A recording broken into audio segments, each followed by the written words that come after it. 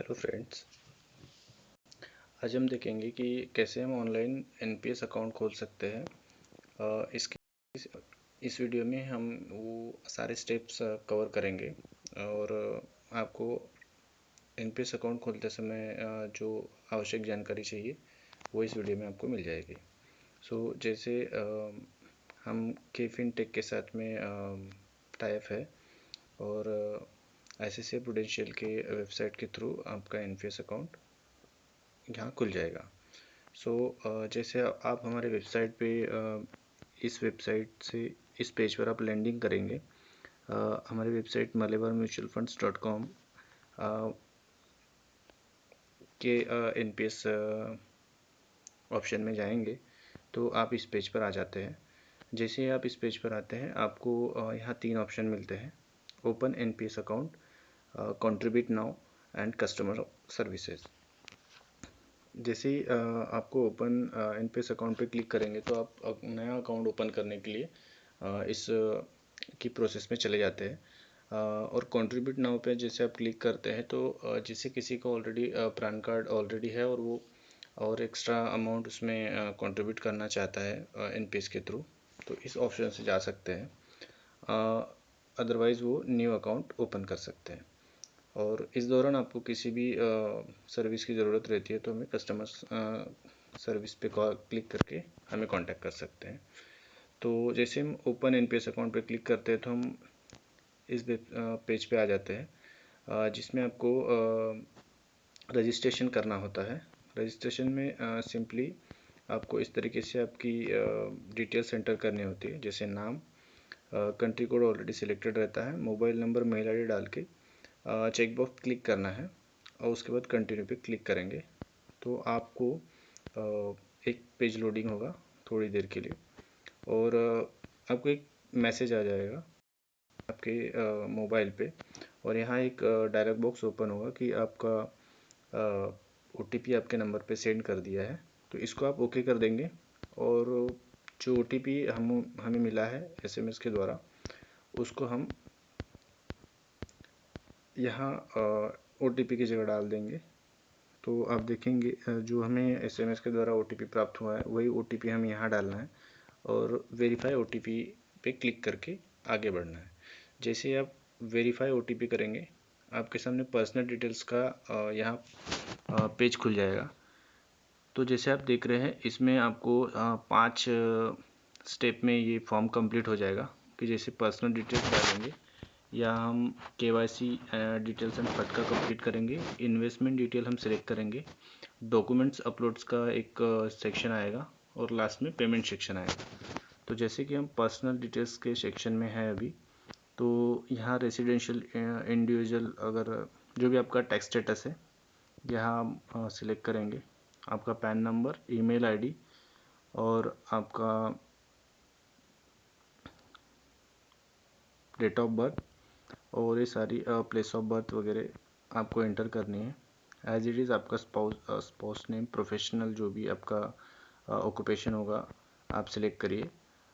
इसके बाद एक ऑप्शनल डिटेल्स भी आपको पूछता है, अगर आप देना चाहें तो वो भी डिटेल दे सकते हैं, वैसे मैंडेटरी नहीं है। एंड सेव एंड प्रोसीड पे आपको क्लिक करना है। जैसे ही आप सेव एंड प्रोसीड पे क्लिक करते हैं तो आपके सामने फिर से एक लोडिंग का विंडो आएगा। थोड़ी देर बाद लोड होने के बाद आपका नेक्स्ट सेक्शन खुल जाएगा, KYC डिटेल्स एंड फटका।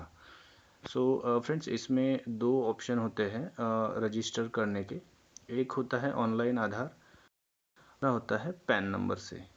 तो जैसे आपको यहाँ दिया है कि अगर आप आधार से ये प्रोसेस करते हैं तो आपको क्या चीज़ों को फॉलो करना पड़ेगा और पैन कार्ड से करते हैं तो क्या चीज़ों को फॉलो करना पड़ेगा। हम तो सजेस्ट करेंगे कि आजकल सभी का ऑनलाइन आधार अपडेट होता है और सभी का मोबाइल नंबर वगैरह लिंक है, तो आप ऑनलाइन आधार से जाएंगे तो ज़्यादा बेटर रहेगा।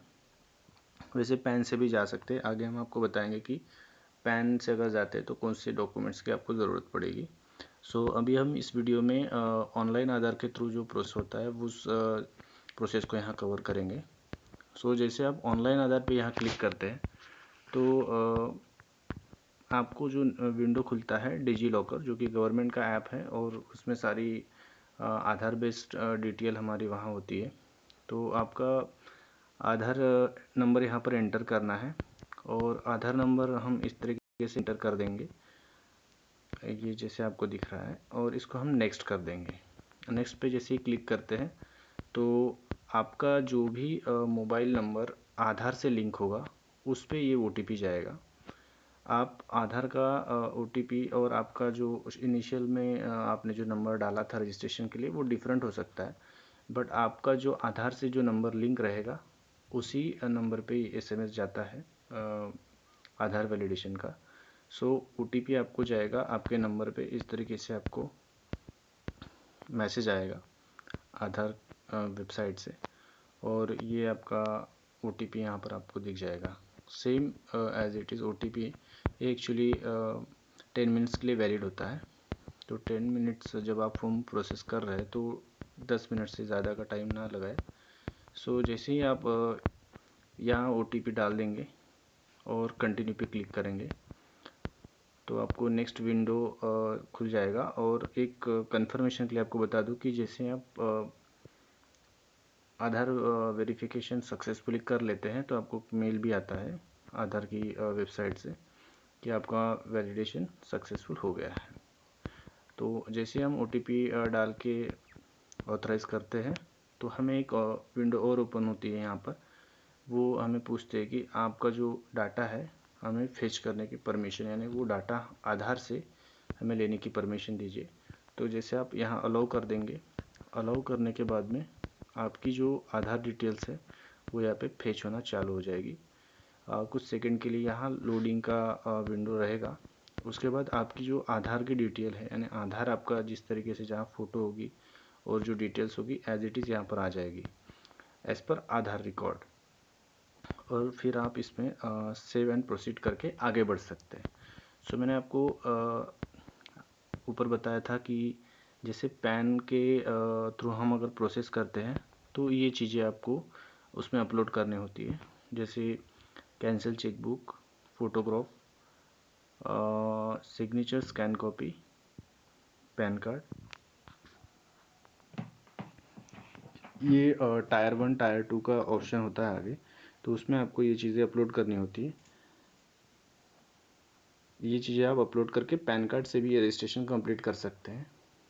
इसमें हमको आधार से हम अगर करते हैं तो इसमें फ़ोटो वगैरह इसलिए नहीं मांगा कि जो फ़ोटो हमारा आधार में लिंक होता है वही हमें यहाँ मिल जाता है, इसलिए फ़ोटो यहाँ हमें अपलोड नहीं करना पड़ा। लेकिन ये प्रोसेस आपको अगर पैन से आप रजिस्ट्रेशन प्रोसेस करते हो तो ये चीज़ें आपको लगेगी। सो जैसे हम यहाँ देख रहे हैं कि फटका अभी हमारा सेक्शन चल रहा है, तो इसमें हमें जो हमारा टैक्स रेसिडेंट ऑफ इंडिया है तो यस करना है, और यूएस रेसिडेंट नो है तो नो करना है। तो यहाँ हमारा एड्रेस हो गया और ये फटका डिटेल्स हमारी यहाँ कंप्लीट हो जाती है। और यहाँ भी हमें चेक बॉक्स क्लिक करके सेव एंड प्रोसीड पे आगे बढ़ना है। उसके बाद यहाँ हमारा एक ऑप्शन आता है हमें कि हमें किस टाइप का अकाउंट चूज़ करना है। तो इसके बारे में आप थोड़ी सी पहले भी जानकारी ले सकते हैं डिस्कस करके कि टायर 1 और टायर 1 एंड टायर 2 अकाउंट, ये दो ऑप्शन में से हमें कौन सा चूज़ करना चाहिए और उसमें क्या बेनिफिट है, और इनको सिलेक्ट करके फिर सेव एंड प्रोसीड पे हम आगे जा सकते हैं। यहाँ आपको प्रोसीड करते समय भी यूट्यूब के दो लिंक है, तो शॉर्ट में आप उनको भी समझ सकते हैं कि इसमें क्या डिफरेंस होता है। जहाँ पे भी आपको दोनों वीडियो के नीचे लिखा हुआ है कि किन किन चीज़ों में क्या क्या डिफरेंस होता है। जैसे यहाँ मिनिमम कंट्रीब्यूशन 500 का है, यहाँ पे मिनिमम कंट्रीब्यूशन 1000 का है। तो ये जैसे मिनिमम कंट्रीब्यूशन पर ईयर या 1000 तक कर सकते हैं टायर 1 में, वही मिनिमम कंट्रीब्यूशन या 250 तक भी कर सकते हैं। तो आपको जो आपको कन्वीनियंट लगता है वो ऑप्शन आप सिलेक्ट करके इसमें आगे बढ़ सकते हैं। तो जैसे हमने यहाँ पे टायर 1 एंड टायर 2 साथ में जो है वो सेकंड ऑप्शन हमने सिलेक्ट किया हुआ है, उसी के अकॉर्डिंग हम आगे प्रोसेस कर रहे हैं। सो इन्वेस्टमेंट डिटेल्स में आपको ये यहाँ पर सबसे पहले आपको बैंक डिटेल्स एंटर करनी है। जैसे ही आपका IFSC कोड एंटर करेंगे तो आपका बैंक ऑटोमेटिक यहाँ पर आ जाएगा। जैसे आप सेविंग अकाउंट, आपका जो भी अकाउंट है वो सिलेक्ट करेंगे, आपके अकाउंट डिटेल्स नंबर एंटर करके कंफर्म पे भी फिर से आपको एंटर करना है। सेम आपका ये होने के बाद अगर आप किस बैंक डिटेल्स टायर 2 के लिए भी सेम रखनी है तो same as a tier 1 bank details आप के चेक बॉक्स और क्लिक करते हैं तो सेम बैंक डिटेल यहाँ पे भी ऐड हो जाएगी। एंड सेव एंड प्रोसीड पे आपको क्लिक करना है। सेव एंड प्रोसीड पे आप क्लिक करेंगे तो आपका नेक्स्ट विंडो आता है नॉमिनी डिटेल्स के लिए। सो नॉमिनी डिटेल्स आप जो भी है आपका, आप जिस रहते उनको वो रिलेशन सेलेक्ट करके नॉमिनी नेम परसेंटेज आप एंटर कर देंगे। आप एक से ज़्यादा अगर नॉमिनी डालना चाहते हैं तो हाँ परसेंटेज आप 50 कर सकते हैं अगर आपको 2 नॉमिनी डालने हैं। एंड जैसे ही आप 50 करेंगे तो सेकंड नॉमिनी ओपन हो जाएगा। अगर आप नॉमिनी माइनर रखते हैं तो यहाँ गार्जियन का नाम भी आपको मेंशन करना पड़ेगा। जैसे आप अगर 100% रखते हैं और आप सिंगल नॉमिनी रखना चाहते हैं तो ऐड नॉमिनी पे आपको क्लिक करना है और ऐड नॉमिनी पे क्लिक करने के बाद आपको सेव एंड प्रोसीड पे करना है, क्योंकि ऐड नॉमिनी पे हम सिलेक्ट नहीं करेंगे, प्रेस नहीं करेंगे तो सेव एंड प्रोसीड नहीं हो पाएगा। वो करके ही जैसे यहाँ पे भी एक आपको विंडो ओपन हो जाएगा उस टाइम पे कि please click on add nominee link to save nominee details. जो ऐड नॉमिनी लिंक है उसको आपको क्लिक करना है ताकि आपका नॉमिनी डिटेल्स सेव हो जाए। Once nominee detail are added click on save and proceed. आप इस विंडो को ओके करेंगे एंड सेव एंड प्रोसीड पे क्लिक करेंगे। यहाँ पे आपको ऑप्शन मिलते हैं कि आपको कितना अमाउंट इन्वेस्ट करना है। एंड यहाँ पेंशन फंड का ऑप्शन आपको आता है। यहाँ आप एक से ज़्यादा आपके पेंशन फंड आप सिलेक्ट कर सकते हैं। सॉरी, एक से ज़्यादा नहीं, एडिट कोई एक कर सकते हैं। जैसे ऐसे प्रूडेंशियल का फंड है, इस यहाँ पर क्लिक करेंगे तो आपको बाकी पेंशन फंड भी दिख जाएंगे, उसमें से भी आप सिलेक्ट कर सकते हैं। इन्वेस्टमेंट ऑप्शन यहाँ पे 2 ऑप्शन दिए गए हैं, एक एक्टिव एंड एक ऑटो। एक्टिव में ये होता है कि जैसे हमें 4 ऑप्शन दिए जाते हैं कि equity, corporate bonds, government securities and alternate asset. हम यहाँ पे अपना रेशो हम फिक्स कर सकते हैं कि हमको कितना परसेंटेज में किस चीज़ में हमारा इन्वेस्टमेंट जाएगा। इक्विटी में आप 75% तक ही डाल सकते हैं। कॉरपोरेट बॉन्ड्स में आप 100% तक डाल सकते हैं, बाकी सब ज़ीरो हो जाएंगे। गवर्नमेंट बॉन्ड्स भी आप 100% डाल सकते हैं और अल्टरनेट एसेट में आप 5% से ज़्यादा नहीं डाल सकते हैं। 5% यहाँ डाल के आप 95% गवर्नमेंट सिक्योरिटीज़, कॉर्पोरेट बॉन्ड्स या इक्विटी किसी में भी डाल सकते हैं। इस तरह की यहाँ कैपिंग है। अगर आप इसको इनके परसेंटेज के हिसाब से इन्वेस्ट करना चाहते हैं तो उसको भी आप सेट कर सकते हैं। अदरवाइज़ आपको ऑटो का ऑप्शन होता है, तो ऑटो का ऑप्शन पे आप अगर सिलेक्ट करते हैं तो आपको इस तरीके के जो ऑलरेडी उनका रेशो सेट किया गया है, इक्विटी में 25%, कॉर्पोरेट बॉन्ड्स में जैसे यहाँ 3 ऑप्शन है, कंजर्वेटिव, मॉडरेट एंड एग्रेसिव। इनको अलग रेशो में इनको बांटा गया है। जैसे अगर हम कंजर्वेटिव देखते हैं तो इसमें इक्विटी 25% है, वे तो 50% है, और एग्रेसिव में देखते हैं तो 75% है। आपको रिस्क एपिटाइट के हिसाब से इसको थोड़ा डिज़ाइन किया गया है। तो आप अगर कंजर्वेटिव आपको ठीक लगता है तो आप कंजर्वेटिव करें या फिर आप अदर ऑप्शन भी ले सकते हैं। सेम आपको टायर 2 का ही सिलेक्शन भी उसी तरीके से करना है। इसमें भी आपको उसी तरीके के ऑप्शन मिल जाएंगे। अगर यहाँ पे भी ऑप्शन होता है कि आप same as it is tier 1 के इन्वेस्टमेंट डिटेल्स रखना चाहते हैं तो आप ऊपर के चेक बॉक्स को क्लिक कर दीजिए तो सेम डिटेल ऐड हो जाएगी। अदरवाइज़ यहाँ आपको अलग डिटेल डालनी होती है।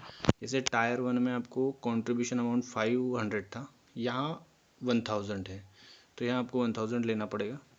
एंड यहाँ पे आप कंपनी सिलेक्ट कर लेंगे। Same as it is active, यहाँ अल्टरनेटिव का ऑप्शन नहीं होता है। जैसे यहाँ पर एसेट का जो ऑप्शन टायर 2 अकाउंट में नहीं है, यानी यहाँ इक्विटी, कॉर्पोरेट बॉन्ड्स और गवर्नमेंट सिक्योरिटीज 3 में ही सिलेक्ट करना है आपको। सेम यहाँ पे ऑटो पे करते तो वही आपको चीज़ें यहाँ पर मिल जाएगी। इनको आप जो भी आपके लिए ठीक लगता है सिलेक्ट करके आप सेव एंड प्रोसीड पे क्लिक करके आगे बढ़ सकते हैं। ये सब प्रोसेस करते समय आपको एक कन्फर्म भी आ जाता है कि आप ये फंड सिलेक्ट करके आप ही प्रोसेस कर रहे हैं KRA फिनटेक की तरफ से। सो हमारा इन्वेस्टमेंट डिटेल यहाँ लास्ट में कम ख़त्म होने के बाद डॉक्यूमेंट अपलोड्स पे आता है। तो सिग्नेचर यहाँ पे भी रिक्वायर्ड होता ही है। सिग्नेचर, कैंसिल चेक, ये आपको अपलोड करना है।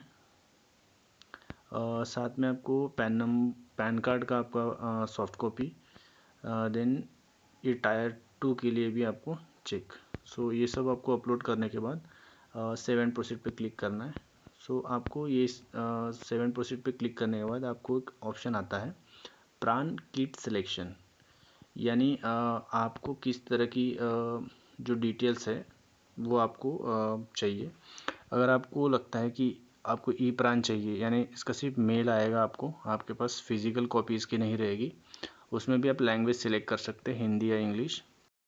और आपको फिजिकल चाहिए तो फिजिकल पे क्लिक करके हिंदी या इंग्लिश आप सिलेक्ट करके इसको प्रोसीड कर सकते हैं।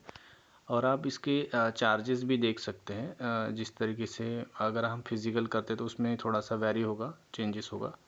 और ईमेल के माध्यम से अगर हम अपना प्राण किट लेना चाहते हैं तो वो भी यहाँ पर उसके चार्जेस अलग हैं। सो या सेव एंड प्रोसीड करके हम आगे बढ़ जाएंगे। देन हमारा एप्लीकेशन का पूरा समरी यहाँ ओपन हो जाएगा, जो भी अभी तक हमने डिटेल्स अपलोड किए हैं और जो भी डिटेल्स एंटर किए हैं। सो यहाँ आपको पर्सनल डिटेल्स है, आपका KYC डिटेल्स है, आपका बैंक डिटेल्स है यहाँ जो हमने अपलोड किया था सेम। उसके बाद आपका टायर 2 का डिटेल्स भी यहाँ पर है, और जो बैंक आपने यहाँ सेलेक्ट किया वो उस चीज़ का शो हो रहा है। सेम आपका नॉमिनी जो हमने रखा टायर, सेम वो शो हो रहा है। देन आपका नॉमिनी हो गया। स्कीम डिटेल्स जो हमने स्कीम सिलेक्ट किए हैं और जो पेंशन फंड्स लिए हैं, इन्वेस्टमेंट ऑप्शन, कंट्रीब्यूशन अमाउंट, ये सारी चीज़ें टायर 1 और ये टायर 2 का भी आपको यहाँ शो हो जाएगा। ये डिटेल्स अगर आपको लगता है आपने सही फिल किया है या फिर आप कुछ चेंज भी करना चाहते हैं तो यहाँ पे आप चेंज कर सकते हैं। जहाँ ये पेंसिल का आइकन दिख रहा है वहाँ क्लिक करके वहाँ आप डिटेल फिर से मॉडिफाई कर सकते हैं। सो आपको लगता है कि सारी डिटेल ओके है तो आप कंफर्म करके आगे बढ़ सकते हैं। यहाँ पर आपको मेल के माध्यम से OTP आएगा, क्योंकि यहाँ मेल वेरिफिकेशन इसलिए इम्पोर्टेंट हो जाता है कि आपका जो ई प्राण हमने जैसे वहाँ सिलेक्ट किया था, सो ई प्राण की वजह से यहाँ मेल वेरिफिकेशन इम्पोर्टेंट है, तो मेल पे ही आपको OTP आएगा। तो जैसा है तो आपको इस तरीके से मेल आ जाएगा, ऑथेंटिकेशन थ्रू OTP। सो आप देख रहे हैं हमें OTP मिला है 258819। सो हम यहाँ पर एंटर कर देंगे 258819। सो हमने एंटर कर लिया। उसके बाद हमें लैंड करेगा पेमेंट ऑप्शन पे, और यहाँ पे आपको शो हो रहा है क्लियर आपका जो POP चार्जेस है 60, देन रजिस्ट्रेशन चार्जेस है 400 और GST आपका 8280। सो आपका जो कंट्रीब्यूशन अमाउंट था 500 जो टायर 1 में हमने सिलेक्ट किया था, और टायर 2 में हमने किया था 100। सो वो हो गया 1500, वो प्लस हो गया, प्लस ये चार्जेस जुड़ के आपका टोटल अमाउंट हो गया 2042.80। सो ये आपको पेमेंट करनी होगी। उसके बाद आपको सेव एंड प्रोसीड पे क्लिक करेंगे। सो आपको नेक्स्ट विंडो जो खुलेगा आपका पेमेंट के लिए खुलेगा। सो यहाँ different type of payment option यहाँ पे अवेलेबल है आपको, credit card, debit card, internet banking, या फिर आप UPI से भी पेमेंट कर सकते हैं। और ये कंप्लीट होने के बाद में आपका पेमेंट सक्सेसफुली वेरीफाई होगा और आपका NPS का जो डिटेल्स है आपको मेल पे मिल जाएगा। So thank you for watching this video. इसके अलावा आपको कुछ भी हेल्प लगती है तो हमारे ये कॉन्टैक्ट नंबर है, या फिर आप हमें ईमेल कर सकते हैं। और thank you for watching and open the NPS account with us. Thank you.